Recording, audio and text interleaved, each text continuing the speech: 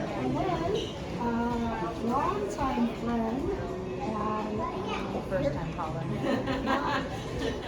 definitely not a first time caller, but it's been a hot minute since Nancy Logan, famous for the Irish Islands, also is joining us for the premiere of Doctor Strange and Multiverse of Madness. We're really here to just have fun. There's not a bad one. Steven, what did you do? Hello, said Mrs. Whittaker. I'm on a quest, he said.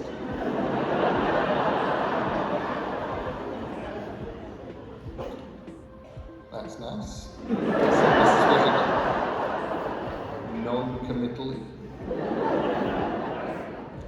Can I come in? He asked. Mrs. Whittaker shook her head.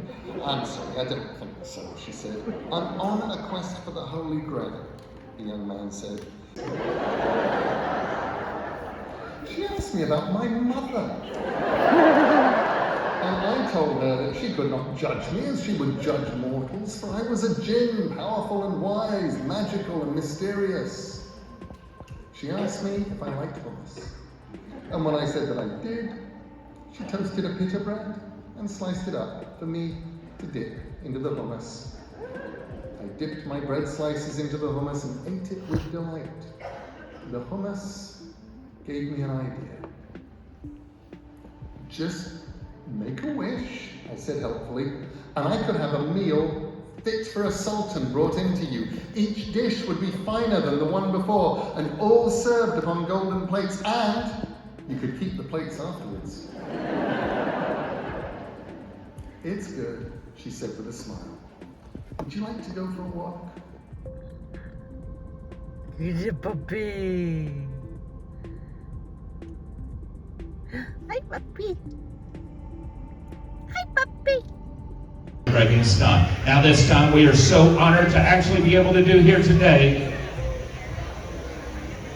So that being said, ladies and gentlemen, this stunt we are about to do for you, we did the very first time on the national talent show, America's Got Talent. That's right at the Fox Theater there in Atlanta, Georgia. The place was completely sold out. We stood there in front of 3 judges. We put our life on the line the very first time, and you could have seen it there. This stunt you may have also seen when we went to the Ripley's, believe it or not, in Orlando, Florida, and we set the freaking world record for this stunt. Whoa!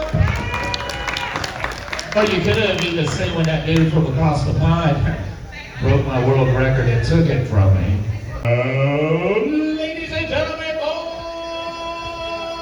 boys and girls, this is the death-defying stunt known as the human scale, scale, scale, scale, scale, scale, scale, scale. This is sign language for clap.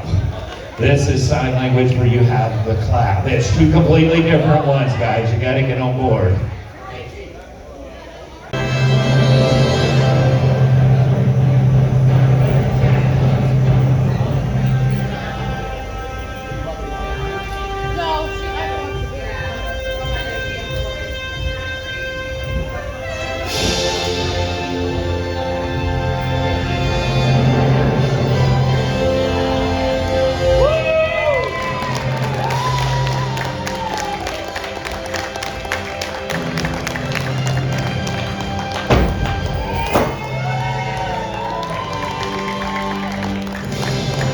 Ladies and gentlemen, my name is Captain Steele. This is my beautiful wife and best friend, Madam Maybell. It has been an honor performing for you guys. And the crowd goes wild!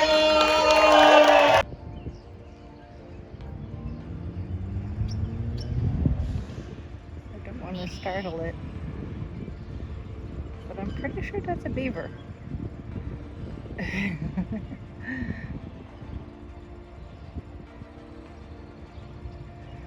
You see them occasionally around here. Looks like a groundhogs occasionally. I'm pretty sure that's a beaver. Is it? Looks like it may have came out of the little creek there.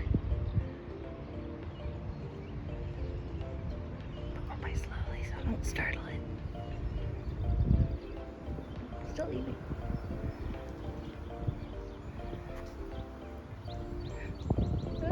Yep. Yep.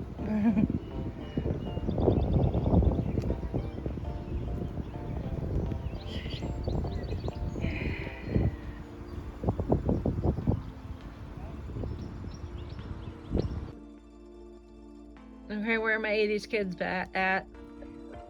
Okay, anyone remember these? Popples? I mean, during the time of things like Care Bears and Strawberry Shortcake and other things, I don't know if they're necessarily as mainstream as other toys in the 80s. But I had two. I'll post a picture of me at Christmas when I got two and a Popples themed tent when I was 3. So Christmas 1986. Yeah.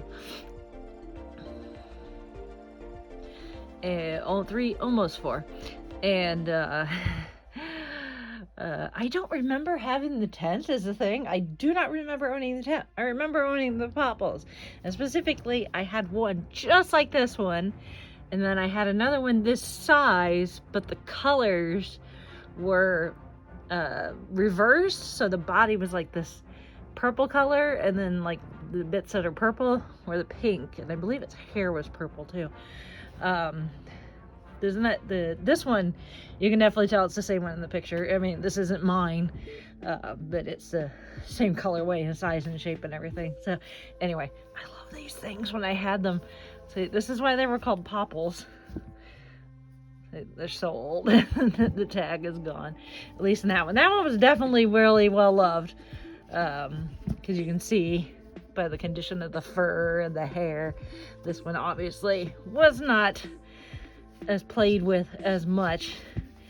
And it came with a book too. Chauncey got me these off of eBay, because he's been buying things like the Super Soakers and the boom boxes, although he didn't own boom boxes when he was a kid, but he definitely owned Super Soakers, and other Super Soaker related paraphernalia. We have quite the collection going of from his childhood. That's kind of his childhood thing. And then the boom boxes are just kind of a fun thing, because it wasn't something he had when he was a kid and he wants them now. But I have not really lamented like lost childhood stuff, except for the Popples.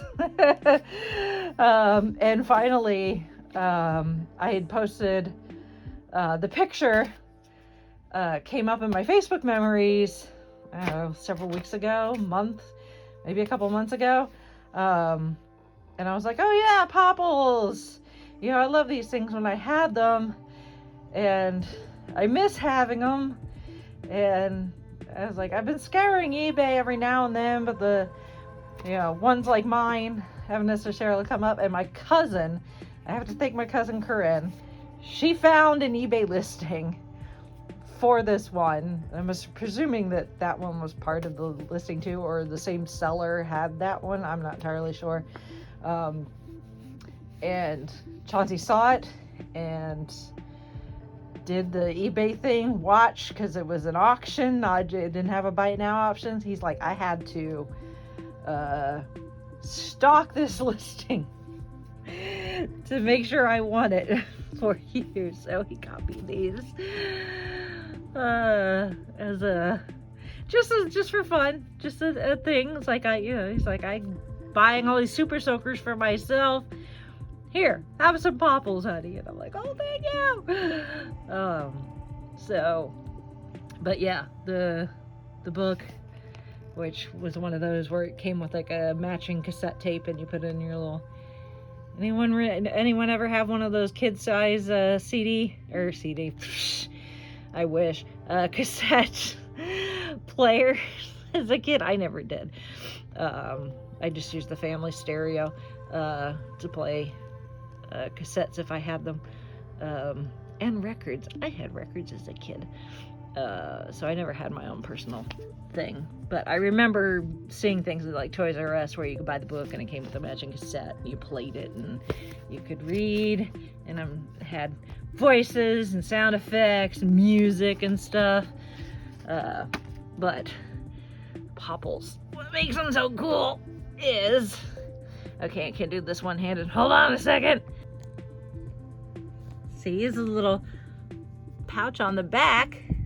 You could fold them so that they had they lived inside their own little pouch.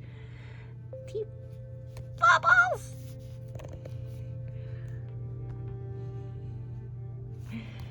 And then when they needed to go on an adventure, they needed their arms and legs. Again, can't really do this one-handed, but you're gonna have to bear with me here.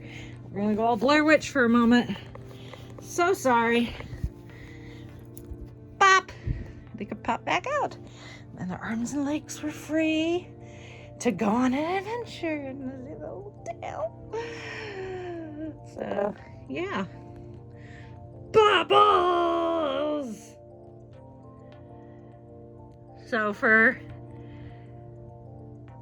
folks out there of the older variety, do you have any maybe slightly more obscure favorite toys from your childhood? Maybe something that, you know, like obviously Nintendos and Barbies and Legos and Rock'em Sock'em Robots, and Super Soakers and things like that are very well known. But do you maybe have something like a Popple, or I don't even know, that maybe wasn't quite as mainstream that you had as a kid that you really loved? Let me know.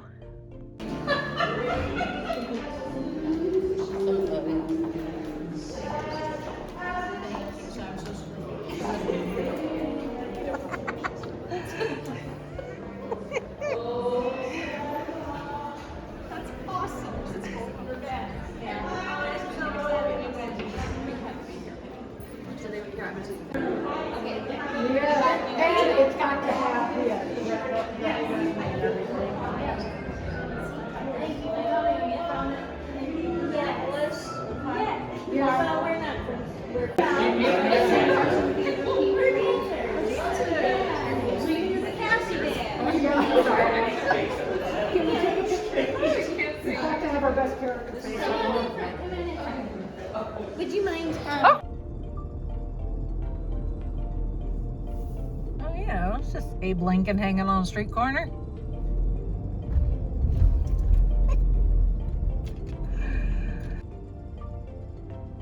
America, where you can drive through any decent sized town and see a former US president standing on a street corner chatting with people.